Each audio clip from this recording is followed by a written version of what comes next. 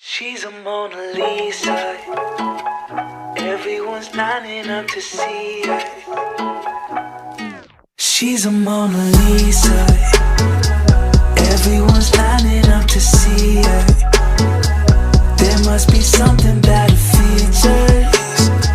You'll find the beauty goes much deeper. Assalamualaikum warahmatullahi wabarakatuh. Nama saya Andis Widestuti, NPM 17401102071. Di sini saya akan menjelaskan mengenai electric fishing.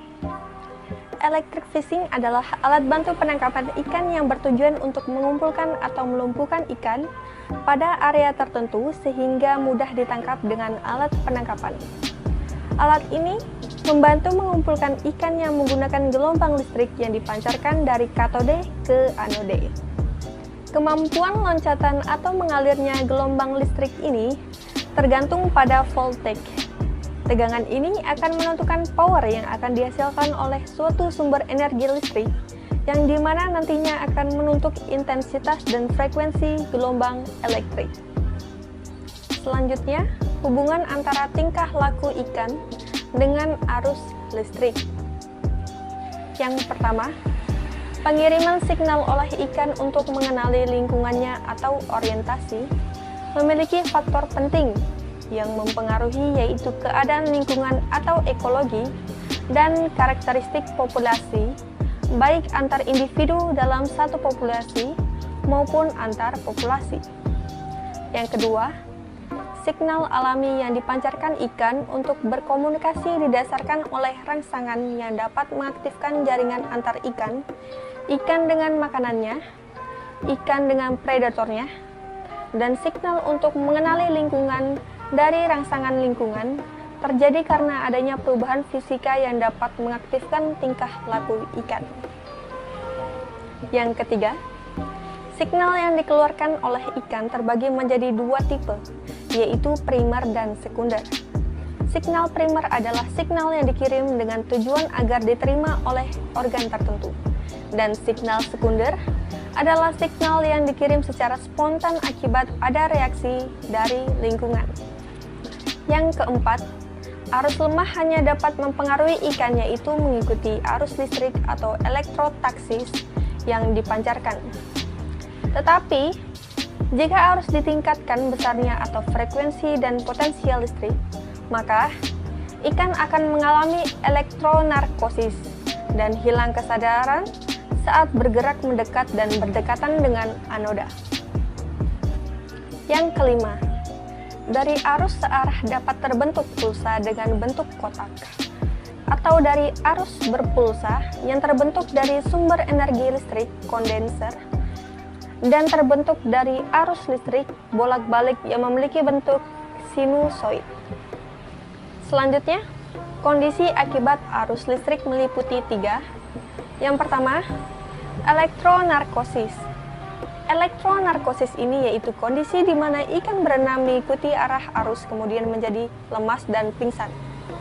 Yang kedua, galvanonarkosis, yaitu kondisi di mana ikan tidak lagi bergerak akibat dari otot ikan yang menjadi tegang di bawah pengaruh arus yang dipancarkan, berpulsa, dan konstan. Yang ketiga, tetanus, merupakan keadaan di mana otot menjadi kaku akibat rangsangan arus listrik. Selanjutnya, pengaruh terhadap ikan. Ikan herring Baltik dengan menggunakan arus searah berpulsa berfrekuensi 5-10 Hz akan mengalami reaksi anodik galvanotaksis. Saat frekuensi ditingkatkan menjadi 15-10 Hz, kecepatan ikan mendekat makin tinggi dan terjadi elektronarkosis pada frekuensi 80-200 Hz. Ikan kod tertarik dengan frekuensi 3-10 Hz dan mengalami elektronarkosis pada frekuensi 40-100 Hz.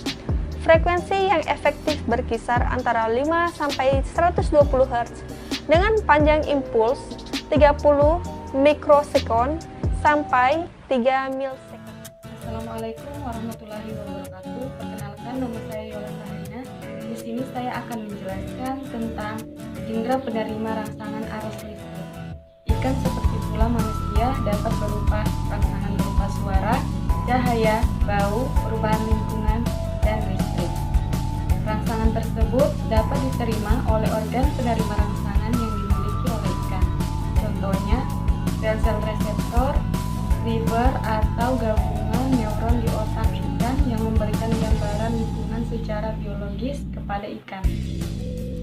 Salah satu organ yang dimiliki ikan adalah garis tubuh, line literalis. Fungsi line literalis adalah sebagai organ penerima rangsangan getaran dan perubahan lingkungan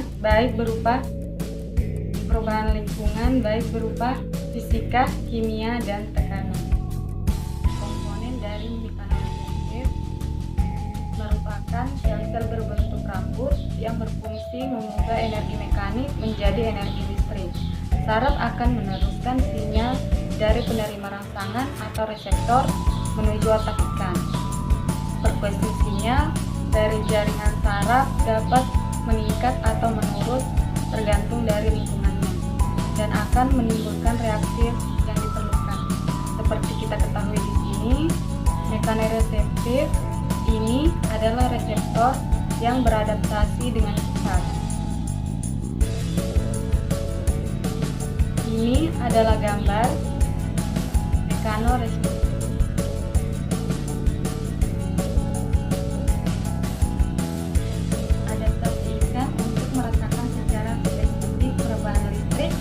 Adalah bagian dari enflavlorazini yang bertindak sebagai elektro atau reseptor.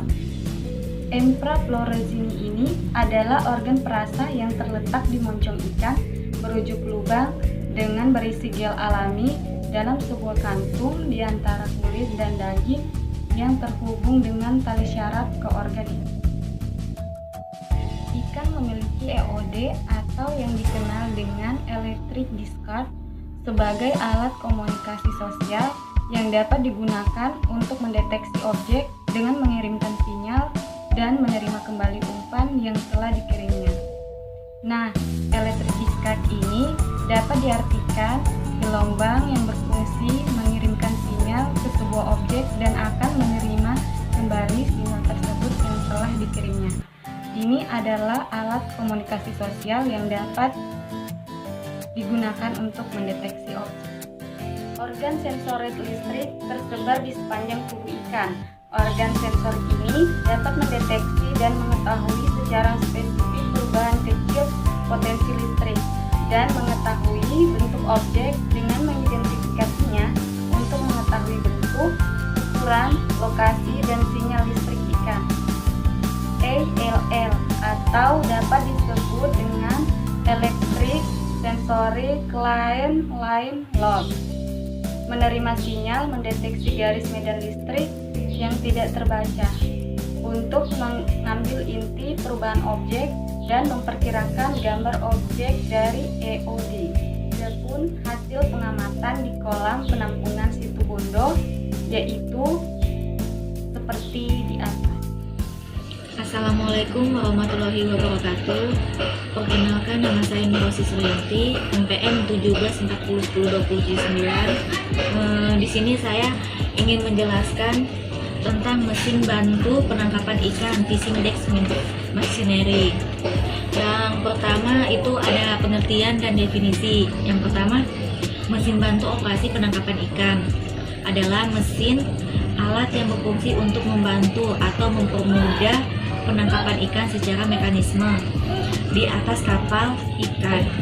Yang kedua itu mesin bantu operasi penangkapan ikan. Pada umumnya ini biasanya hanya digunakan untuk membantu tenaga manusia di dalam proses penarikan atau pengangkatan alat penangkapan ikan, dan umumnya mesin bantu penangkapan ini dipasang di atas geladak kapal.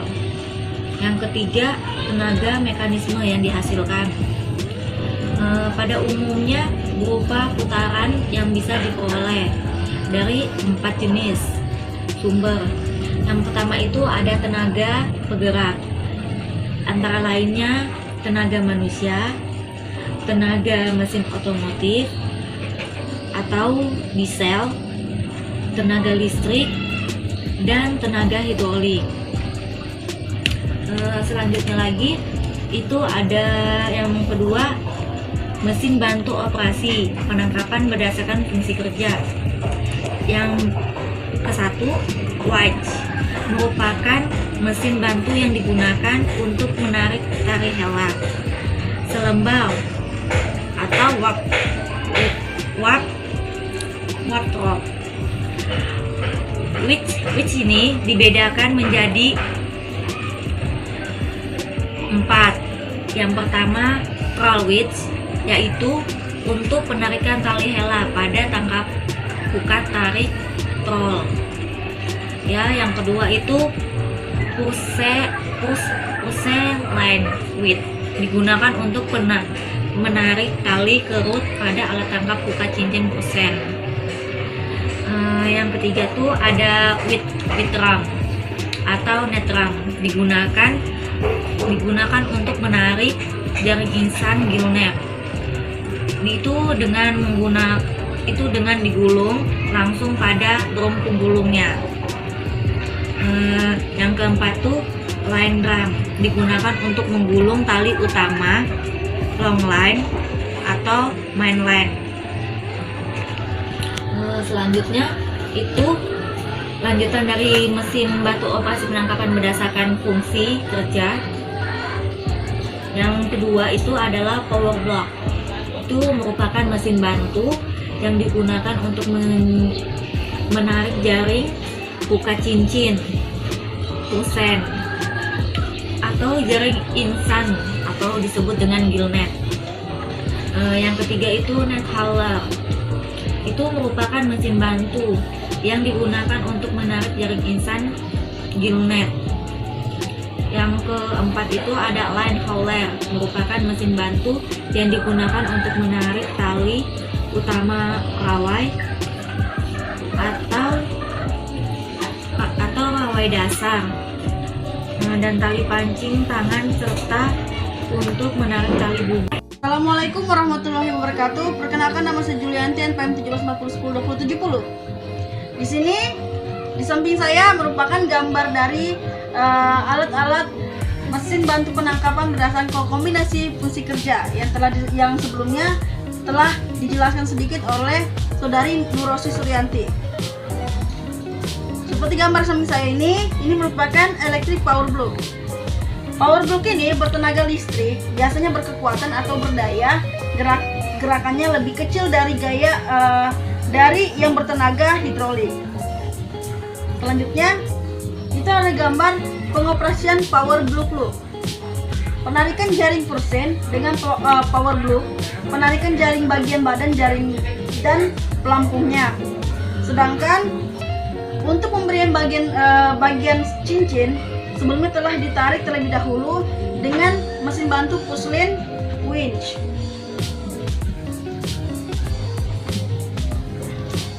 Berikutnya ini ada materi dari net hauler.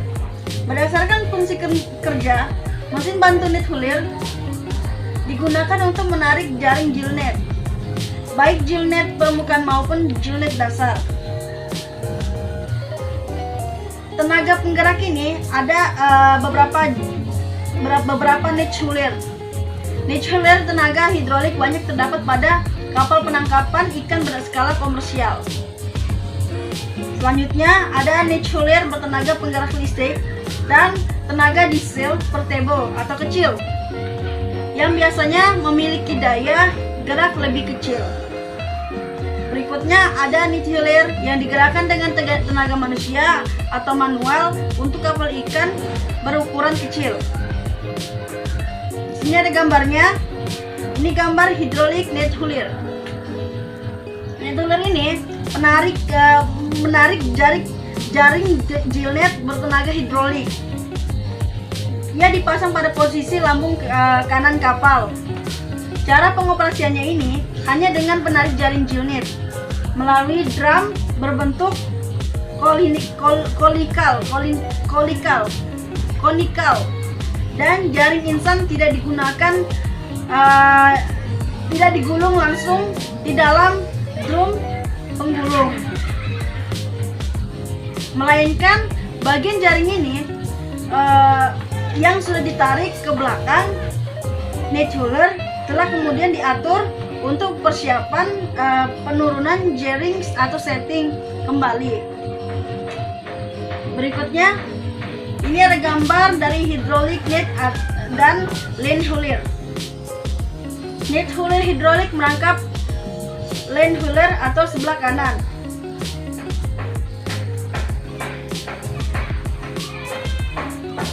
Diesel net hauler atau rekayasa. Net hauler dengan tenaga diesel disambung gardan atau prakayasaan. Assalamualaikum warahmatullahi wabarakatuh. Perkenalkan, nama saya Ronaldo Medibotong, NPM 1740102068. Baiklah, pada video kali ini kita akan membahas tentang artifisial dan transparansi terumbu karang. Terumbu karang merupakan ekosistem yang khas karena terbentuk akibat interaksi antara karang dan zooxanthella yang membentuk kapur sehingga menghasilkan sebuah interaksi atau sebuah ekosistem. Berikut merupakan macam-macam kegunaan terumbu karang. Macam-macam terumbu karang itu terumbu karang tepi, terumbu karang penghalang, terumbu karang cincin atau atol. Kemudian kegunaan terumbu karang bermacam-macam seperti sumber makanan, obat-obatan, objek wisata, ornamental atau akuarium laut, kemudian bahan bangunan dan penahan gelombang. Berikut merupakan kondisi terumbu karang di Indonesia, di mana pada warna hijau itu rusak berat 42%, kemudian warna merah itu rusak sekitar 29%, kemudian yang warna hitam baik sekitar 23%, kemudian yang sangat baik hanya sekitar 7%.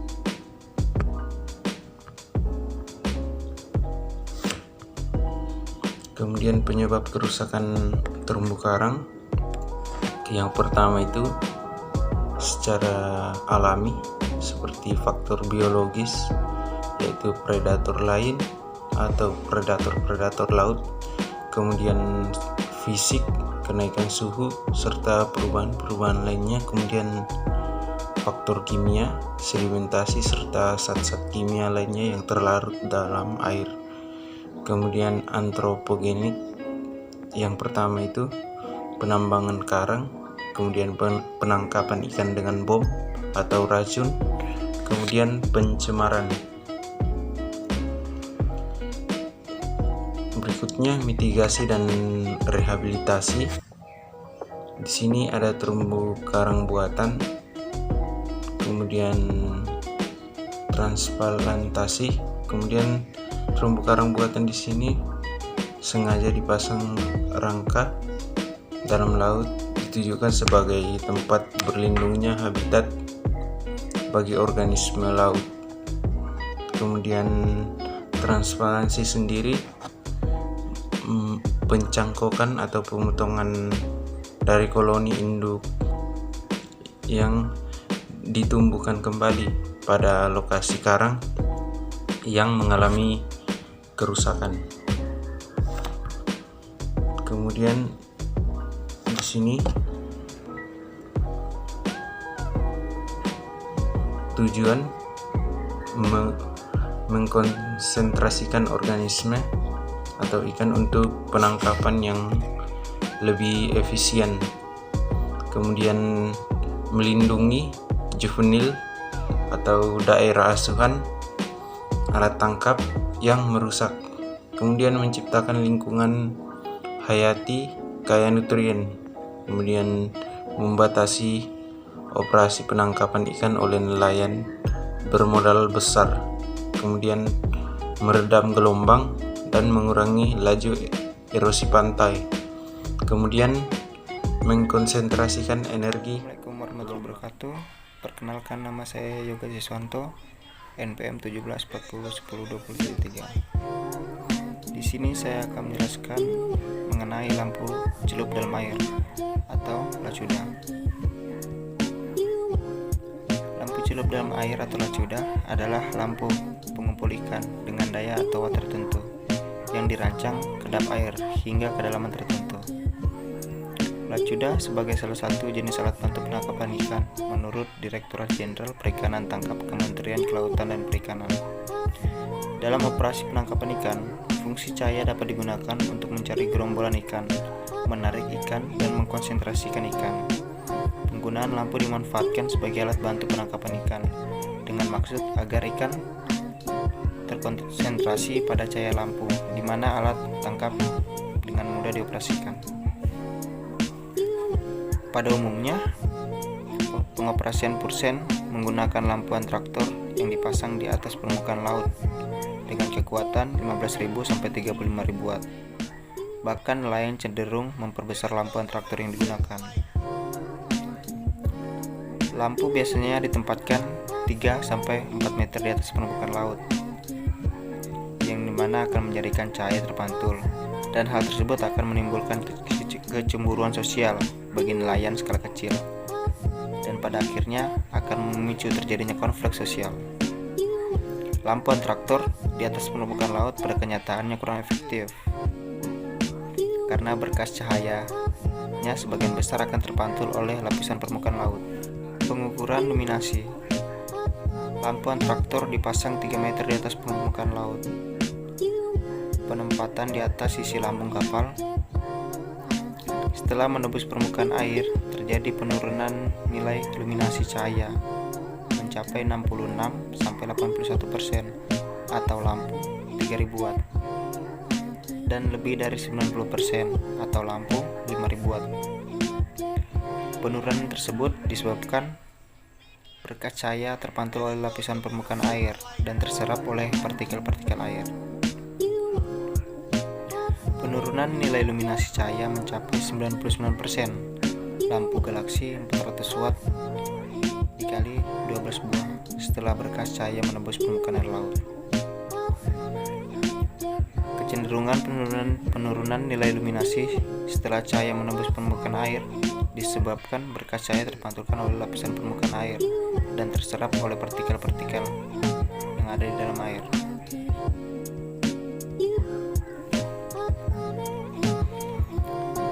Adapun lampu antraktor di bawah permukaan laut. Penempatan lampu antraktor 5-7 meter di bawah permukaan laut.